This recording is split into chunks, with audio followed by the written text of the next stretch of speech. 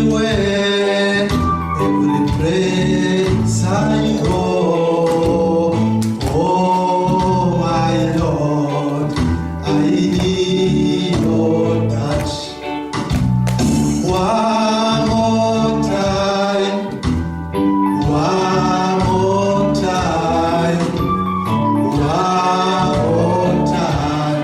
Lord, I need your touch. One more time, one more time, one more time. Lord, I need your touch.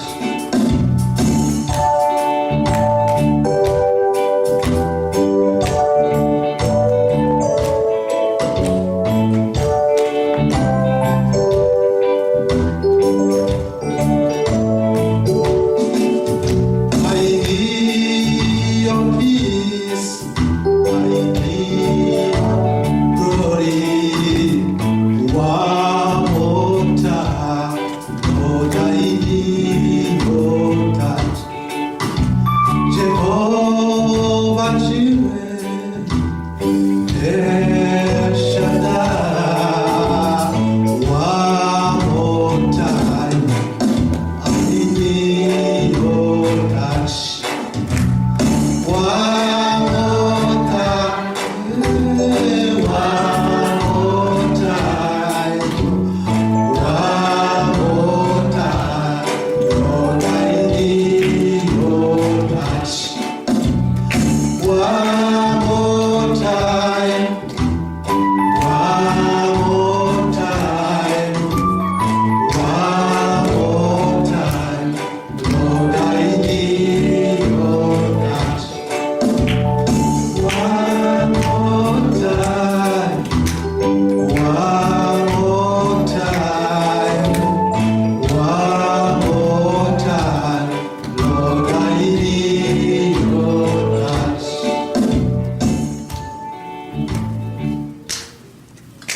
Katwakire pasiteri ese atubwira ubutumwa bwiza kandi usaba Imana kugira ngo igukureho muri kano kanya.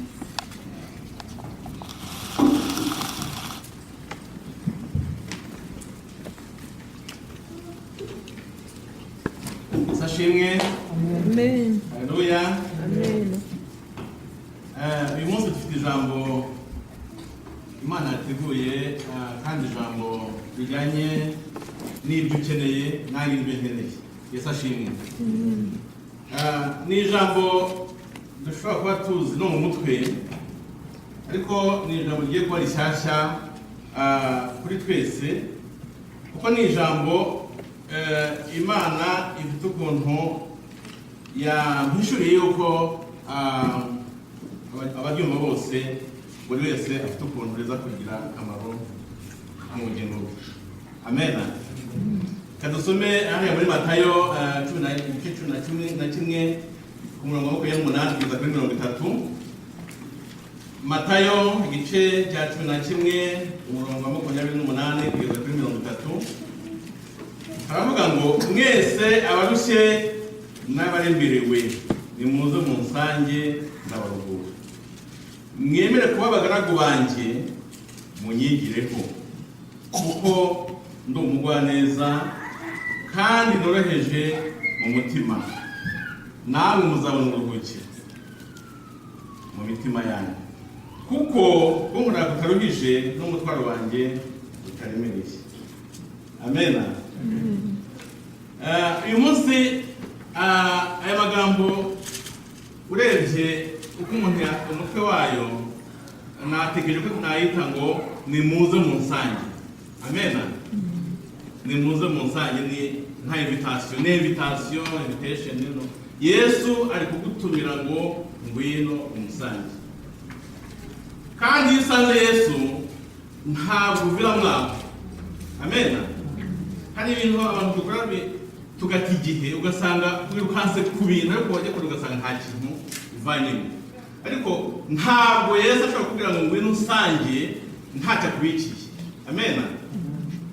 Yesu amaze kwitegereza bari abantu bari abantu bafite hari ibyiciro bitandukanye, harimo abantu bakunda Imana ariko badasobanukiwe, harimo abafarisayo, harimo hashobora kuba harimo n'abarwayi, hashobora kuba harimo abantu bafite ibibazo mu ngo zabo, hashobora kuba harimo n'abanyeshuri, hashobora kuba harimo n'abakozi, harimo ingero z'abantu benshi, abantu batandukanye. Noneho Yesu abitegereje asanga mu mitima yabo hari ukuntu baruhijwe, asanga buri wese ku giti cye hari ukuntu aruhijwe, asanga buri wese amukeneye mu by'ukuri, asanga buri wese mu by'ukuri yari akwiye kumenya ko akeneye Yesu. Amen. Ijambo ry'Imana rivuga ngo ubwoko bwanjye ngo bwishwe no kubura ubwenge. Hari ibibazo byinshi byagombye gukemuka tugeze kuri Yesu. Amen. Ntabwo numva impamvu umuntu adashobora kwegera Yesu kandi Yesu akamubwira ngo ngwino usange.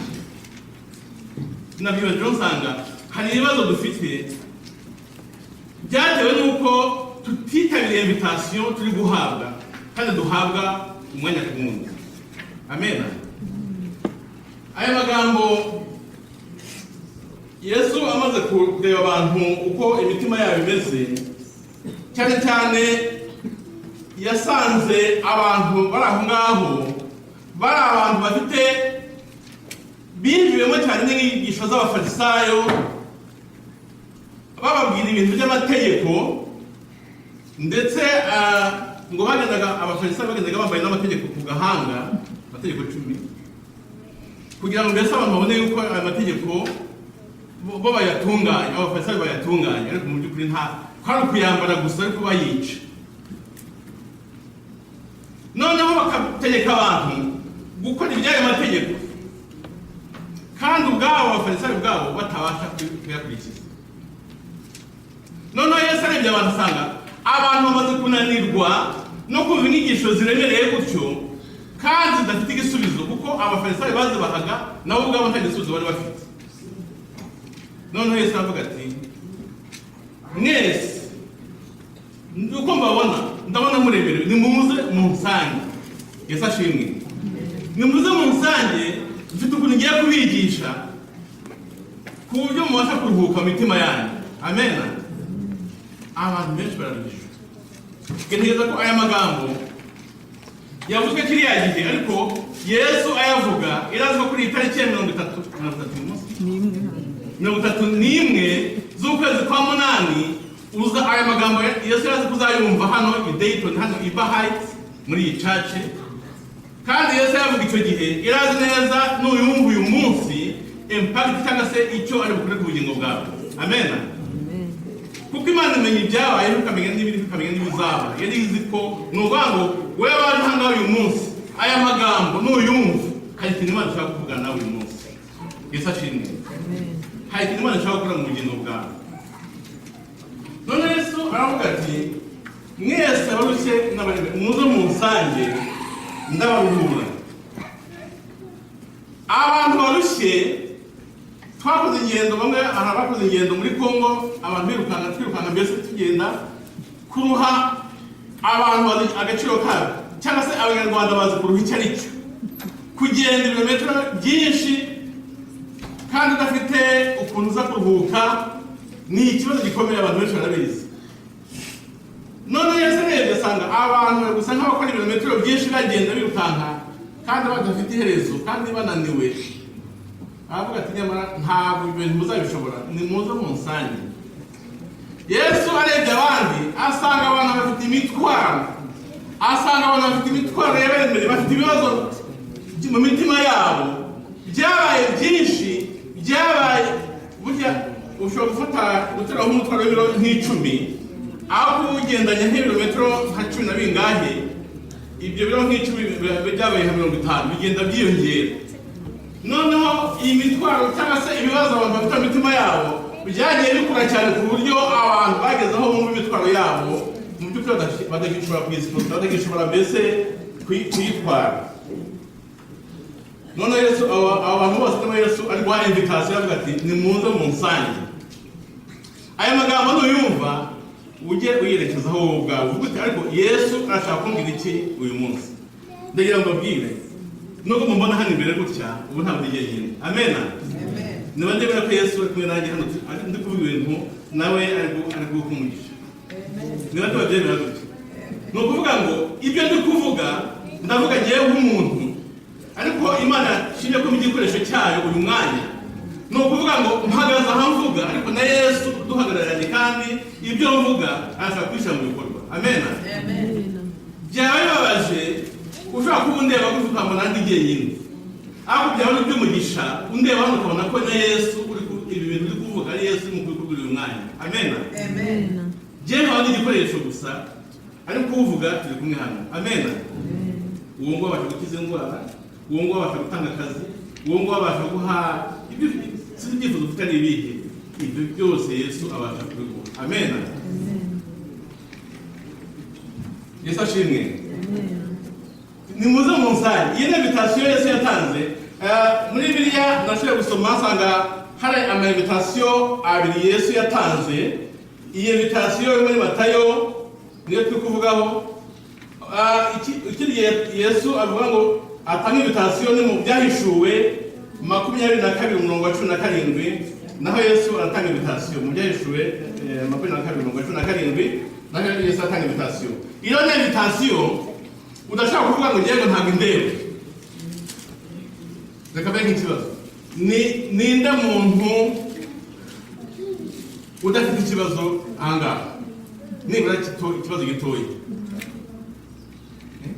Ntawe? Noneho ninde muntu wumva byose n'ubu afite ibibazo bikomeye ariko byose afite akabazo nibura kamwe? Ninde muntu udafite ikibazo na kimwe? Ninde muntu ufite nibura ikibazo kimwe niyo cyaba gitoya? Na telefone ariko bitwaye amabanje ndabifite birahari. Ibibazo birahari. Nta muntu uri muri iyi si ufite urukingo ku bibazo. Waba ukijijwe waba udakijijwe nta muntu ufite urukingo ku kintu cyitwa ikibazo, kuko hano muri iyi si ni isi y'ibibazo, ariko dufite ijuru ryuzuye ibisubizo. Amena. Uyu munsi ni umunsi ngira ngo we gupfira ubusa, kuko ni umunsi Yesu afite gahunda ikomeye. Nuba amaso uraza kumva icyo Yesu ashaka kukubwira uyu munsi. Yesu yavuganaga n'abantu baremerewe, bamaze kunanirwa, bafite imitwaro, abandi bafite agahinda. Abuze ko ushobora kuba ufite amafaranga menshi ariko ufite agahinda. Nize kubona n'umuntu atwaye imodoka mu Rwanda, ndaguze imodoka ariko nayiguze nyuma, ariko mbere na umuntu mbese udafite imodoka ntega nk'abandi bose. Ariko mbona umuntu atwaye imodoka nziza cyane y'Benz, habaga ama-Benz. Noneho mbona adonga atwaje ubwoko bumwe ukundi kumeze gutya afashe kwitama. Umuntu ashobora kuba atwaye imodoka nziza kuriya kandi yifashe kwitama. Donc abandi byose agomba kuba afite ibibazo buriya. Ni ukuvuga ngo ushobora kuba ufite amafaranga ariko ufite ibibazo. Ushobora kuba ufite ikisi n'atangiro nyinshi ariko ukaba ufite ibibazo. Ni ukuvuga ngo ibibazo ntabwo bihuriye n'amafaranga, cyangwa se kugira amafaranga ntabwo bikemura ibibazo, kugira amazu, kugira ubwenge, kugira iki byose ntabwo bikemura ibibazo, ahubwo kuri Yesu honyine niho umuntu abasha kugira akaruhuko. Abafarisayo rero kamagatiho gatoya, abafarisayo nibo Yesu yavuze ngo mwikoreza abantu imitwaro namwe ubwanyu mutabasha gukozaho n'urutoki. Mubwira abantu ibintu bikomeye no kuri mwebwe ubwanyu mutabasha gukozaho. Ubundi gutera umutwaro ni ikintu kimwe, ariko gukozaho urutoki atari akantu koroshye. Abwese akavuga ati no gukozaho urutoki ubwabyo ntimubasha kuvuga. Ni ukuvuga ngo mbese abafarisayo bigishaga ibintu bo ubwabo batabasha gushyira mu bikorwa. Yesu akabwira ati ibyo inyigisho zanyu rero ntabwo zishobora gutuma abantu bagira uburuhukiro mu mitima yabo, kuko ntabwo ubwanyu muzi ko imbere muri mwebwe ntabwo byabananiye. Ariko kuri Yesu rero, Yesu yageze ahantu byose birahinduka. Amena. Yesu yaruhuye abantu. Aya magambo yavuga gutya kugira ngo wenda wagira ngo Yesu ntiyitaye ku mategeko. No, Yesu yitaye serious. Yesu yitaye ku mategeko cyane, kuko iyo usomye hariya muri Matayo ibice 5 habanza gatoya kuri 17-48, usanga ko Yesu amategeko ayaha agaciro cyane, akanayasobanura. Buri tegeko ryose Yesu yagize arisobanuraho, uretse itegeko ry'isabato umubaza impamvu, ariko buri tegeko ryose Yesu yagiye arisobanura. Akavuga ati muzi ko handitswe ngo ijisho rihorerwe irindi, ariko Yesu akavuga ati ahubwo musabire ababangiriza, mukunda abanzi banyu. Numva Yesu yasobanura buri tegeko mu by'ukuri, abo kubyo usanga uburyo yasobanuyemo bunakomeye kurusha n'uko yenda byari bimeze, ariko hari ibanga muri Yesu tuza kubona ukuntu tubasha kwitwa abakiranutsi, kandi mu by'ukuri amategeko agifite bwa buremere nk'uko tubuzi. Yesu ashimwe. Kuko Yesu asobanura ati ntabwo gusambana gusa, ahubwo niba wifuje umugore wa mugenzi wawe ubugize gute? Ubusambane.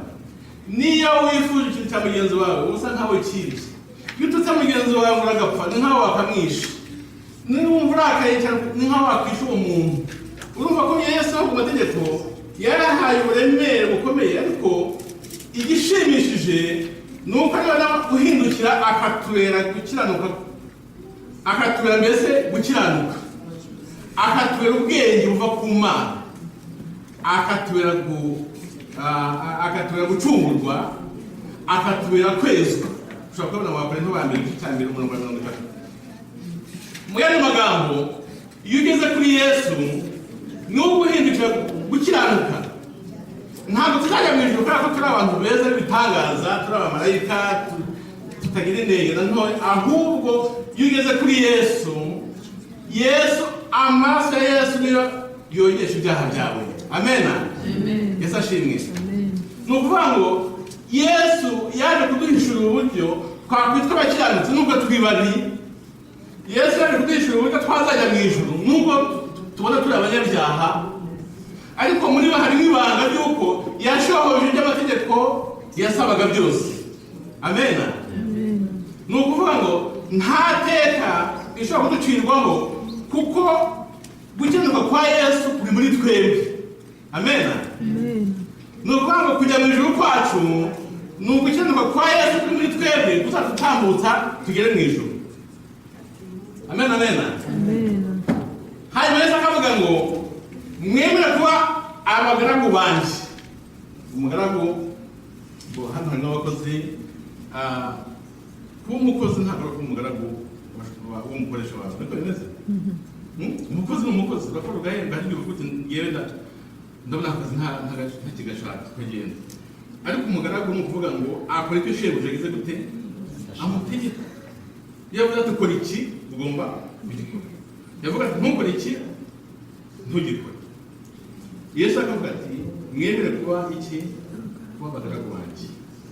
Ni ukuvuga ngo kuba turi muri Yesu ukwiye kumva ko uri umugaragu wa Yesu.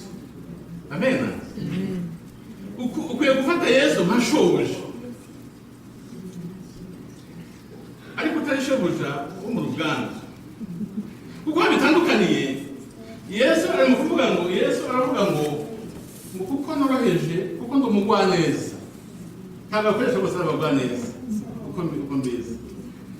Ntabwo abakoresha bose boroheje mu mitima, hambo.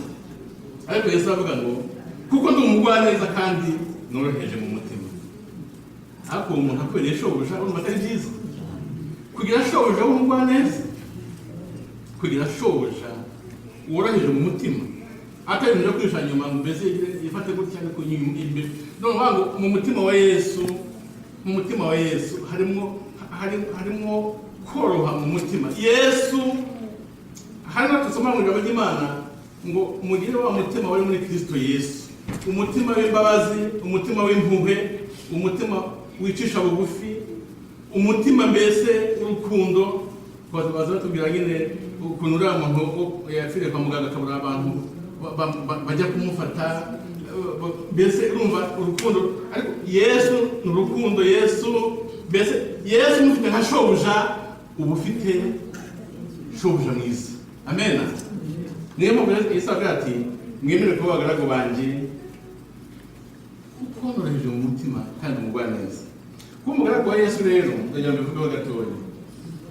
Kuba umugaragu wa Yesu ni ukwikorera umusaraba wawe buri munsi. Yesu ashimwe. Yesu baruze ko ufite umusaraba burya. Ni ukuvuga ngo umuntu wese ukijijwe byanze bikunze afite umusaraba. Mwari mubizi? Umusaraba wawe simuzi, ntabwo imisaraba yacu isa. Ufite uwanjye nawe ufite uwawe, ariko umuntu wese ukijijwe aba afite umusaraba yikoreye kandi agomba kwikorera buri munsi. Nturambike. Reka vuga kuri Pawulo yari umuntu utambuka gusa igicucu cye cyanyura ahantu abarwayi bagakira. Hari abandi bakwitambika mbese cyangwa bakamukoraho gusa agakira, ariko ngo yari afite amaso arajejeta amarira igihe cyose. Igihe umucyo wa Yesu, igihe Yesu yamubonekeraga, Pawulo nyine kibasabira nyida amaso go kwica abakristo bose ngo abatsembe yakora jenoside yabo. Umucyo wa Yesu ukubise amaso ya Saulo akitwa Saulo n'ubone Pawulo, amaso ahita kujya amaso yahise agira ibibazo kubera icyo gihe kubera umucyo wa Yesu. Nubwo mbese yaje kumukozi mu gitangaza, ariko amaso yari afite ikibazo. Nzigishaka se Yesu si umusaraba. Abantu bakuraho bagakira, wowe urajejeta urumva. Nuba umuntu wese ukijijwe aba afite umusaraba. Sinzi umusaraba wawe uwuhe.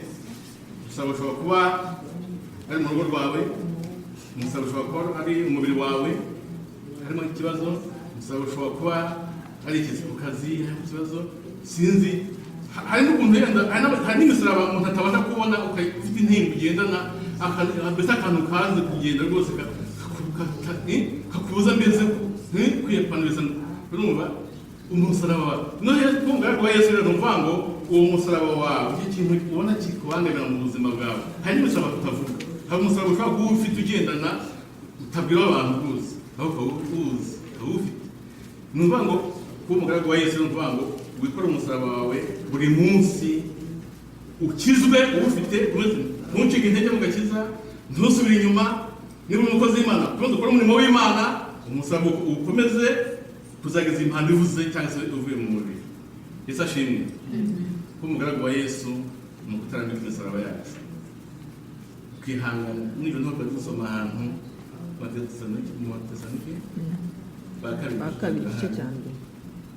Mbese Pawulo ashimira Abatesalonike ababwira ati icyo nabakundiye cyane ni uko nzi ko mubabazwa cyane, ariko atari ko ati murashinyiriza, ati muri byose ndashinyiriza.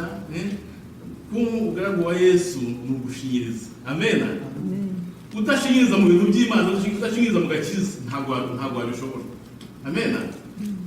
Ntabwo kujya mu ijuru ari kugenda kuri kaburimbo ahantu hari aho ugomba kuzamuka imisozi, hari aho ugomba nuvuga ngo tugomba gushinyiriza mu gukiza kwacu. Umusaraba wawe ukawukomeza. Icya kabiri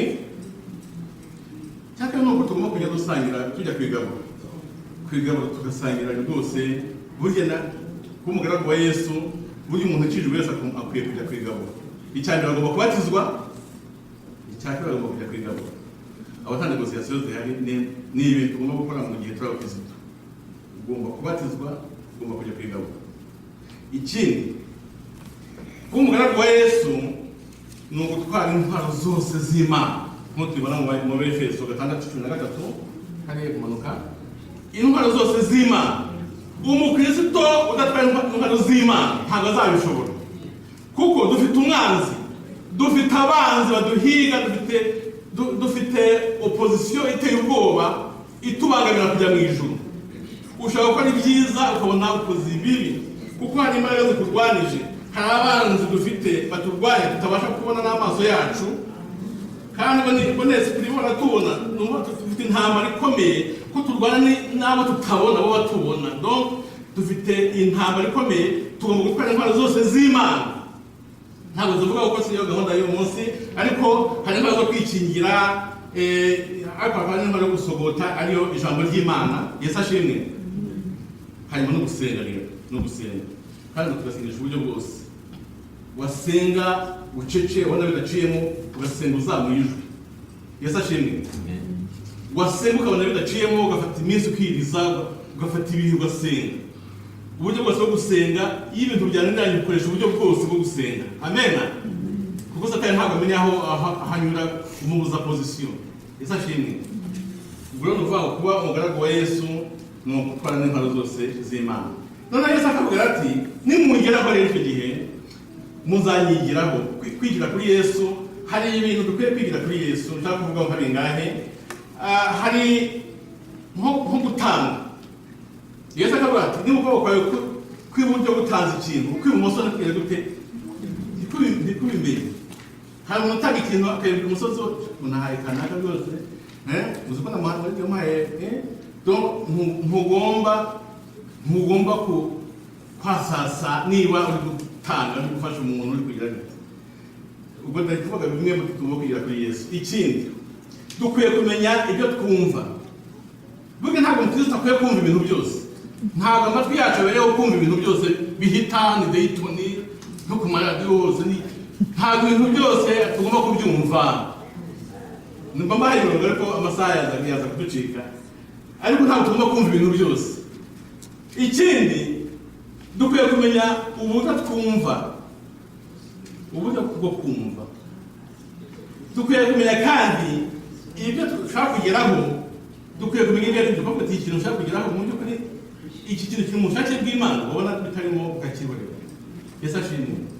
Ntabwo ibintu byose ari gusaka umuntu. Hanyuma ikindi tugomba kwigira kuri Yesu ni uburyo bw'imbabazi.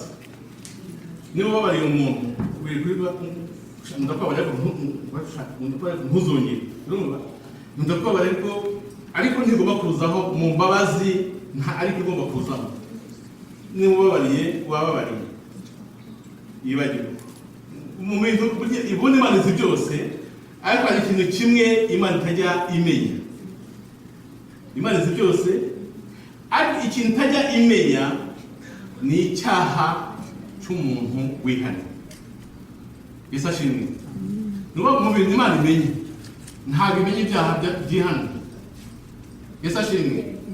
Natwe dukwiye gutanga imbabazi kandi tugenda twibuka aho twababariye uko twababariye n'ibyo n'amakomate twashyiraho y'izo mbabazi zacu. Ikindi dukwiye kumenya imirire yacu, iminywere yacu. Dukwiye kumenya uburyo bwo gukorana n'itorero, uburyo kubana n'abandi mu itorero ry'Imana. Ubundi itorero mu by'ukuri ntabwo ari inzu y'umuntu, ni inzu y'Imana. Buri wese agomba kuba involved, buri wese agomba kugira icyo akora mu itorero ry'Imana. Yesu ashimwe. Kandi dufite mu Rwanda twari tugira ibyumba by'amasengesho ugasanga hari umukecuru rwose wazinze agategura nk'agasambi aho abantu baza kwicara nyine dusenga. Ubwo si umurimo. Ubuhanga ushobora no gutoragura akantu kaguye hasi ukagatora hari. Ni ukuvuga ngo umuntu wese ashobora kugira icyo akora mu nzu y'Imana. Yesu akavuga ati ndi umugwaneza kandi ureje umutima. Ikindi dukwiye kumenya uburyo dukoresha umudendezo wacu. Ntabwo ibintu byose dufite uburenganzira. Ntabwo kubera ko umuryango ufunguye umuntu agomba kwinjira ngo uko wakinguye. Nibyo na? Aho hose usanze hakinguye ugomba kwinjira. No. Nuba uvuga no kumenya uburyo dukoresha umudendezo wacu.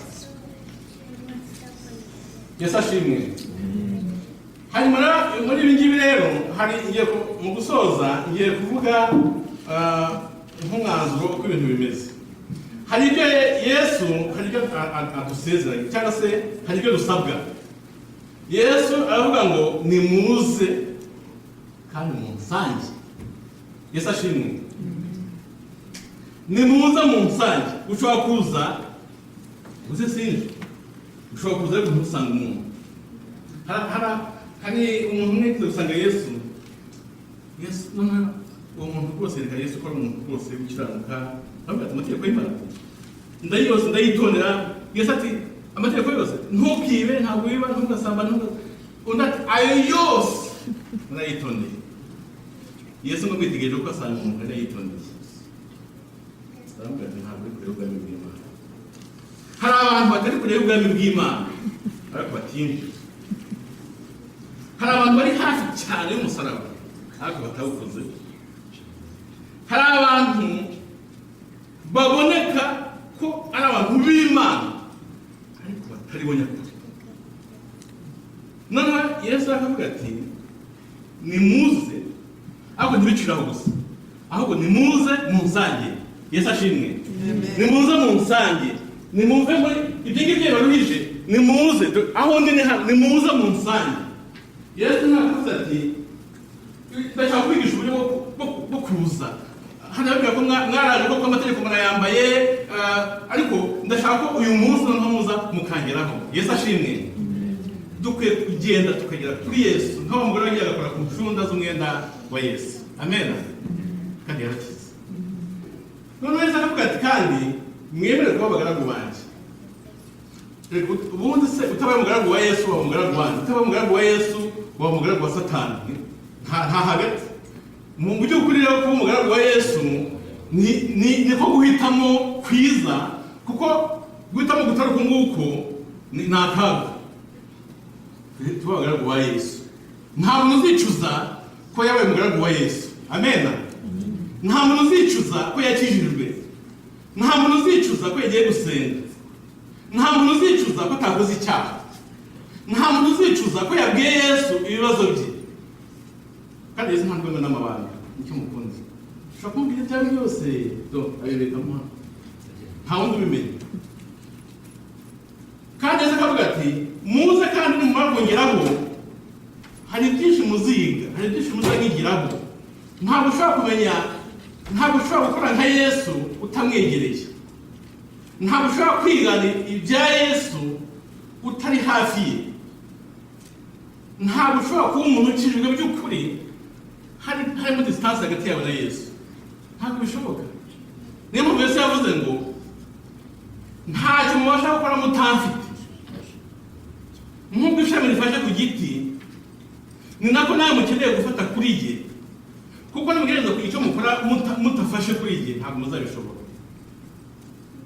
Bari abafarisayo n'abantu Yesu yasanze muri kiriya gihe uko byari bimeze, bari abantu basenga gatatu ku munsi. Nigeze kubabwira ubushize ko hari amasengesho ya 3 n'iya 6 n'iya 9 bibuka Aburahamu na Isaka na Yakobo. Bahaga mu masengesho y'urudaca, ariko ugasanga habuze ikintu kinini cyane. Ariko Yesu amaze kuhagera ibintu byarahindutse. Amen. Iyo utaramenya Yesu by'ukuri uri umunyedini, ariko wamenye Yesu by'ukuri uri umukristo. Yesu ashimwe. Kandi wamenye Yesu hari byinshi wunguka, kandi wamenye Yesu hari imigisha ubona. Kugera kuri Yesu hari byose, hari byose. Nta gihombo kirimo kugera kuri Yesu, ahubwo ibintu byose ukeneye byose biri kuri Yesu. Kandi ntabwo ubasha kubigeraho utamugezeho. Yesu ashimwe. Uzagereza n'imbaraga zawe uri kure ya Yesu bizakugora cyane.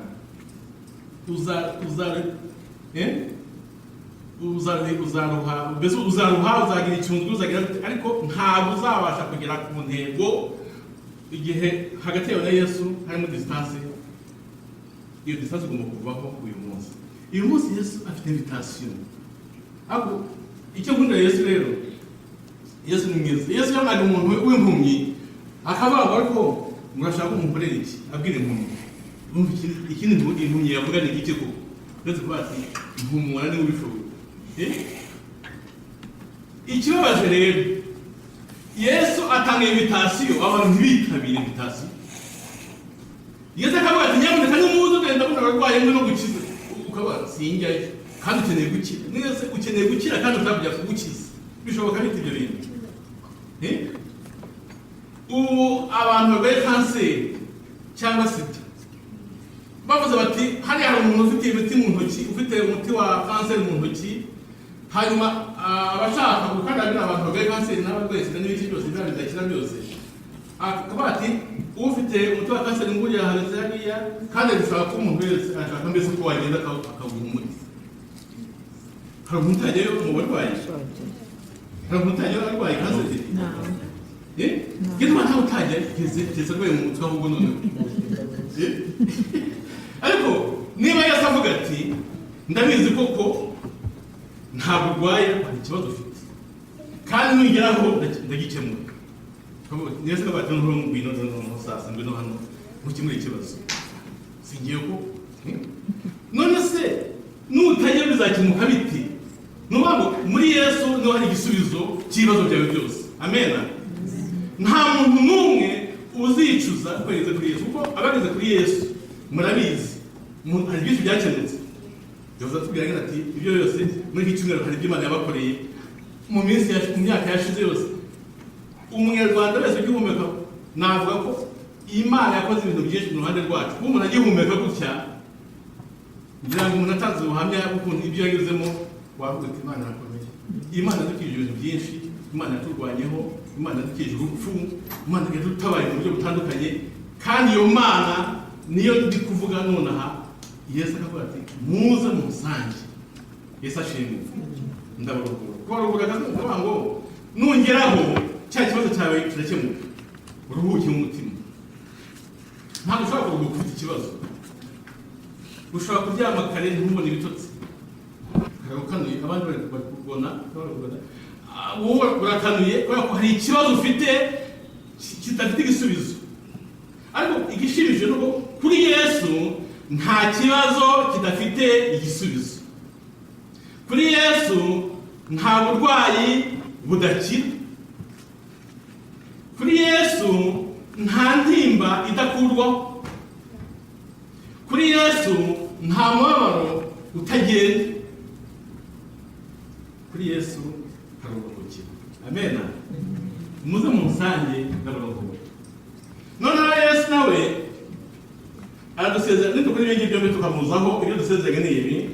Icyambere no kuturugura mu mitima. Mbere yo kurugura mu mutima naza gikemura ikibazo cyawe. Kuko ntabwo yavango none kuruhuka mu mutima kandi ufite ikibazo. Akivana ikibazo cyamakubaho ukumva uruhutse mu mutima wawe. Yesu akavuga ati kandi muzi ukuntu Imana yajyaga mama pastor azavuga ukuntu nyine umusozi w'Isinayi byari bimeze kuri wa musozi Imana itanga amategeko nkubaze gakubita ibiki byose. Hapo se akavuga ati namuntu genda urehere mu mutima. Imana yahinduye uburyo bwo kuza kubona n'abantu. Ntabwo Yesu ajya kubitisha inkuba n'ibiki byose. Ntabwo genda urehere mu mutima kandi muboneza ni muzi. Ariko Imana ni yayindi nuko yaje mu bundi buryo. Yesu ashimwe. Genda urehere mwiniye ni muzi. Nta nkuba ziri bukubite, nta musozi gutigite, umwana nta kibazo. Muze mu musange ndoroheje mu mutima. Amuhambo ndagukeneye ndakemura ibyawe. Umwana nta cyuba ahubwo urabugize amahirwe nongeraho. Urabona imigisha ibyakunaniye birakemuka. Ntabwo mutajya kuri Yesu ninde we. Yesu akavuga ati ikindi kumbura ntabwo ruhije. Hari abantu benshi batinya gukora umurimo w'Imana. Ibintu by'Imana nzajya nizeye. Ariko Yesu akavuga ati kumbura ntabwo kuruhije. Kuko muri Yesu harimo ukuntu Imana yoroshya ibyavuye kuba bikomeye ikabyoroshya bikamanuka, imisozi iramanuka hakaba amataba. Yesu ashimwe. Yesu ajya yoroshya ibintu gukora bikoroha. Ati kandi umutwaro wanjye ntabwo uremereye. Kera nk'iyi nzoga netse mushiki wanjye warakijwe ni muto kuri jyewe ndama namuzi. Hari abantu kunakijwe hari ntabwo amafaranga menshi nabura kuri radio y'Abadage ntabwo menshi. Noneho tukanywa inzoga nyine cyane. Noneho hagane buranshobora kureka inzoga kuko nta muri cyane kuntanga inzoga n'iki ndabona kuzabishobora. Ariko maze gukizwa n'umunsi mpamvu yibutse ntabwo nongeye kuyibuka. Umutwaro kuri Yesu, umutwaro wa Yesu ntabwo uremereye. Birashoboka ko wacika icyaha rwose kandi ukumva uratuje. Amen. Birashoboka ko waba mu byo urimo kandi ukagira amahoro. Birashoboka. Ubitekereje n'ubwenge bwawe, mind zacu akenshi nizo zituvangira. Mind yerekana ko bidashoboka, ariko kuri Yesu imitwaro yose iba itakaza ibiro byayo. Yesu ashimwe. birashoboka ko waza kuri Yesu ibyo ubona bidashoboka bigashoboka. Birashoboka ko waza kuri Yesu ukaba umurokore rwose wa wundi kandi ukumva uratuje. Niba ari ikintu abantu dukeneye cyane ni amahoro. Amen. Ibyo wakora byose udafite amahoro mu mutima ntacyo byaba bimaze. Hari abantu benshi biyahura b'abacuruzi bafite amafaranga, afite amakamyo, afite akagenda akina bakumva ngo yiyahuye. Afite amafaranga yiyahuye kubera icyo afite amafaranga. N'ubwo amahoro yabuze, haba habuze ikintu cy'ingenzi mu buzima bwawe. Kandi n'ibyo duhirimba nabo byose, burya n'abashaka amafaranga, n'abashaka ubwenge, n'abashaka iki, burya tuba dushaka kugira ngo twazagira amahoro. Mbese kugira ngo nkore byose bishoboka kugira ngo nzuve igihe kimwe mfite amahoro. Ariko bajya kumva umuntu aho yakishimiye ibyo amaze kugera ku muntu ngo yiyahuye, ngo yimanitse. Yerekana ko mu by'ukuri burya amahoro ategeka ibindi byose utunze mu buzima bwawe. Amen. Amahoro mu mutima wawe, umunezero mu mutima wawe bitegeka ubutunzi bwose ufite. Yesu nta mafaranga yagiraga. Bize mwakigiki bambwiye batari kumusura kese cyangwa iki. Nta giciro yari afite abati nta muntu ugicira aho ngaho ngo. Nta mafaranga Yesu yagiraga. Ako mubanya amahoro niwe wa mbere wari ufite amahoro, niwe wa mbere ufite amahoro mu mutima wawe. Nuvuga ngo amahoro mu mutima ntagenda n'amafaranga, ntagenda n'ubutunzi. Ahubwo iyo ufite Yesu wumva utuje uko ameze kose.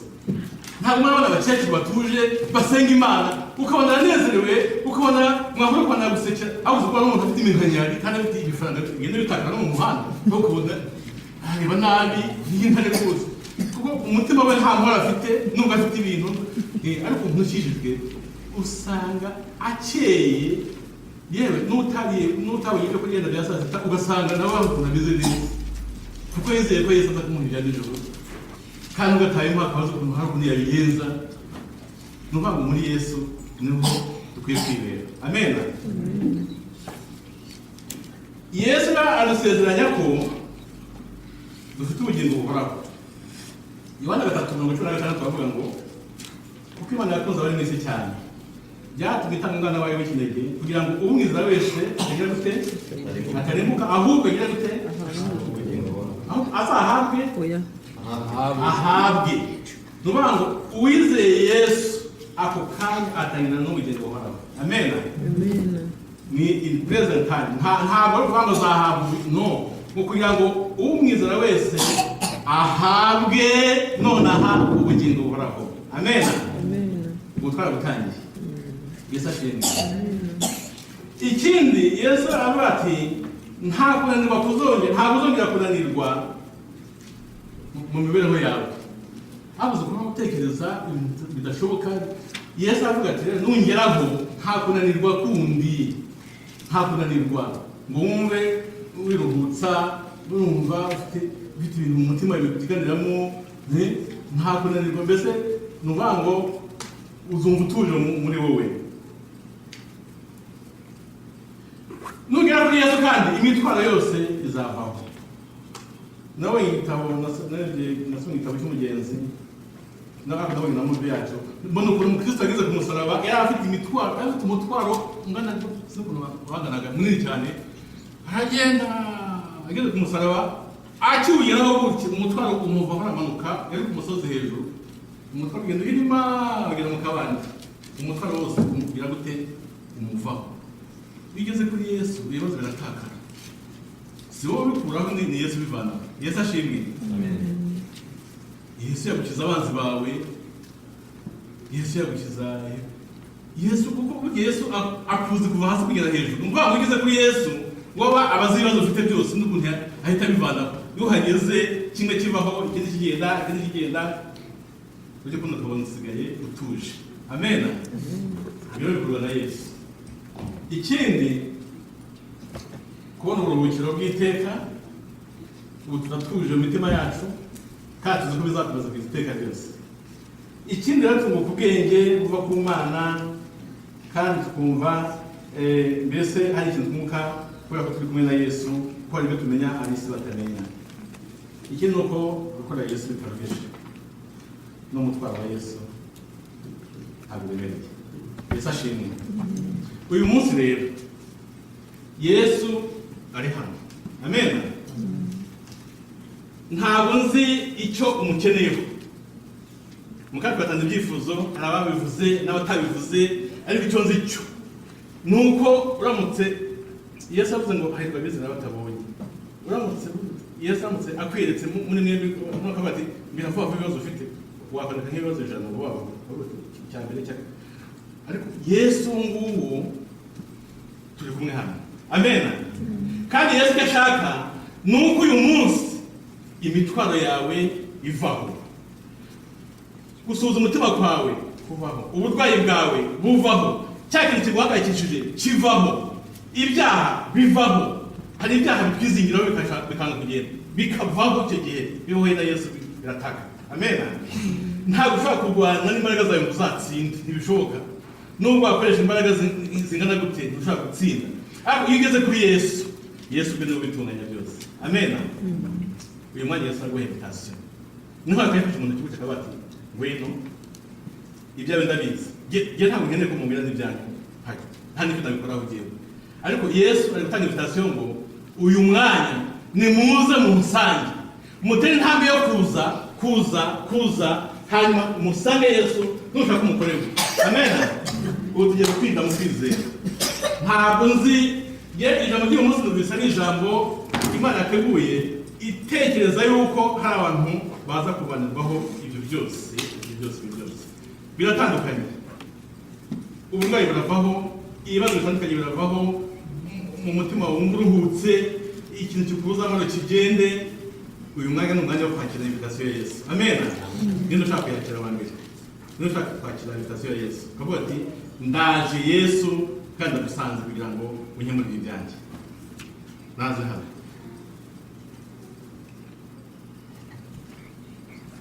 Mana bimenyesha.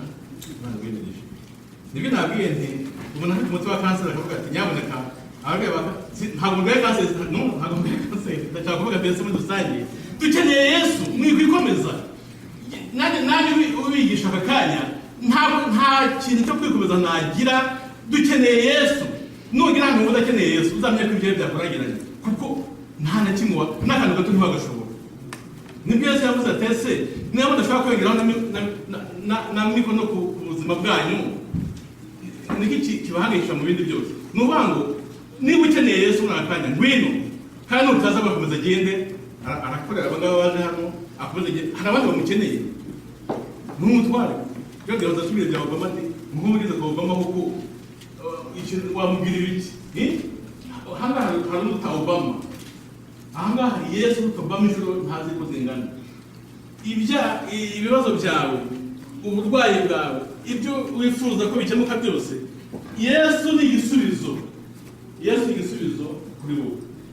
Kandi Yesu agiye gukora ikintu uyu mwanya yacyese kuri wowe.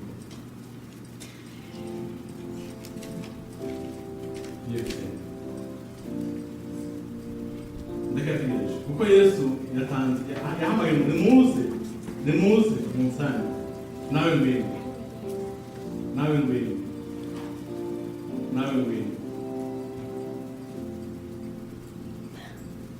Kuko Yesu avuga ati naraje cya gihe ntabwo mbwiye ibyawe.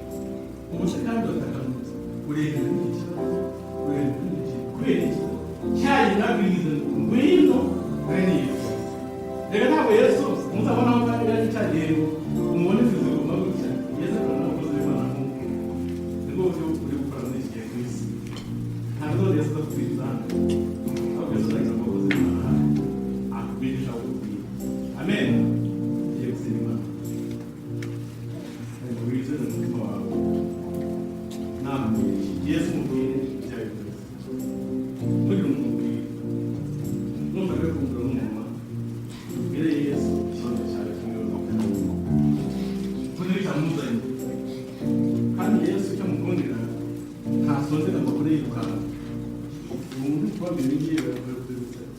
Uribuka rwose cyo kumvira. Niyo gusenga Imana. Ngiye kwizera kandi.